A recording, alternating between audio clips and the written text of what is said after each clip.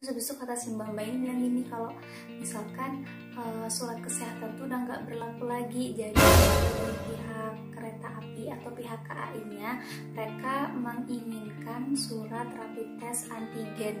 Bisa aku kayak, hah, waduh gimana dong, padahal di situ aku bener-bener udah tinggal kurang lebih 20 menit lagi buat check-in dan buat cetak tiket.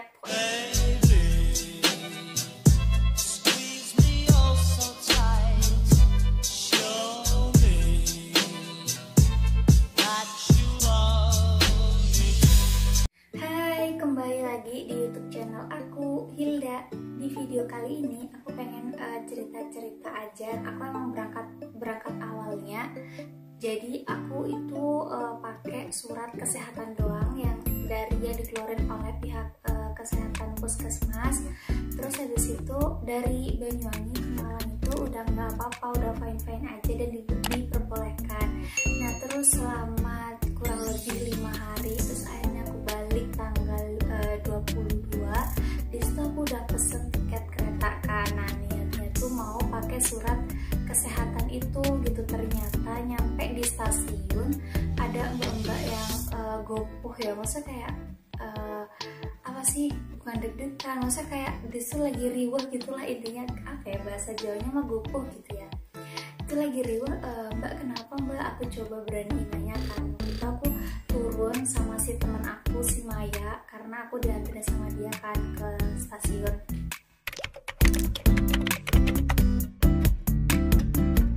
Nah peraturan ini tuh berlaku sejak tanggal 22 Desember yang berketepatan pas waktu aku pesen tiket kereta dan pengen pulang pada tanggal 22 Desember sampai tanggal 8 Januari tahun 2021, karena emang berketepatan di liburan akhir tahun. Dan juga liburan ini aku pengen kasih tips buat teman-teman mungkin yang saat ini sedang menyiapkan liburan akhir tahun gitu kan, karena masih ada waktu dari tanggal 26 sampai 31 Desember gitu kan, sampai menikmati akhir tahun.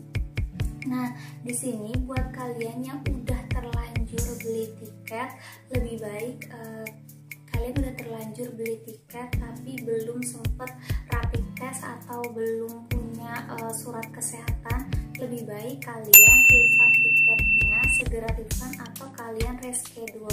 Nah, pokoknya dijaga tetap sesuai dengan protokol kesehatan, dan jangan lupa pesan ibu selalu pakai masker dan bawa hand sanitizer kemanapun kalian pergi gitu ya. Aku kasih pesan yang kedua, kalau misalkan kalian belum membeli tiket tapi udah punya rencana, misalkan punya rencana keluar kota atau rencana kemana, jadi sebelum kalian beli tiket alangkah baiknya kalian rapid test atau swab test atau yang lainnya gitu ya. Kalau misalkan kalian mau naik pesawat itu udah pasti rapid test gitu kan ya. Tapi kalau misalkan kalian naik kereta, nah ini ada beberapa stasiun yang memang memberikan layanan untuk rapid test antigen pada saat itu juga gitu. Jadi beberapa jam sebelum naik kereta, sebelum kita check in dan juga cetak tiket kereta, dari pihak KAI di beberapa stasiun itu berikan layanan gitu ya. Tapi ada juga di beberapa stasiun itu tidak memberikan layanan gitu. Nah di sini tuh kalian pasti agak bingung kan, sebenarnya rapid test itu yang mana sih yang memang bener-bener rapid test dan bisa ngecek kalau kita itu positif atau negatif gitu kan ya. Nah di sini perbedaannya aku bakalan taruh linknya, maksudnya kayak gambarnya di sebelah sini. Jadi kalau untuk rapid test antibody, dia itu target deteksinya itu antibody dalam darah. Jadi memang yang dideteksi itu tuh dalam darah kita gitu.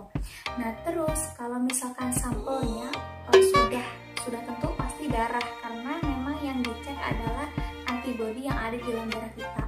Nah terus durasinya itu kurang lebih 5 sampai 10 menit untuk melakukan rapid test antibody ini. Jadi lumayan gak terlalu lama ya. Tarif tertinggi atau harganya itu kurang lebih dari kisaran 250.000, itu kisaran yang ada di Pulau Jawa. Kalau misalkan di luar Pulau Jawa itu kurang lebih ya 300 atau bahkan sampai 350.000, itu hanya kisaran ya.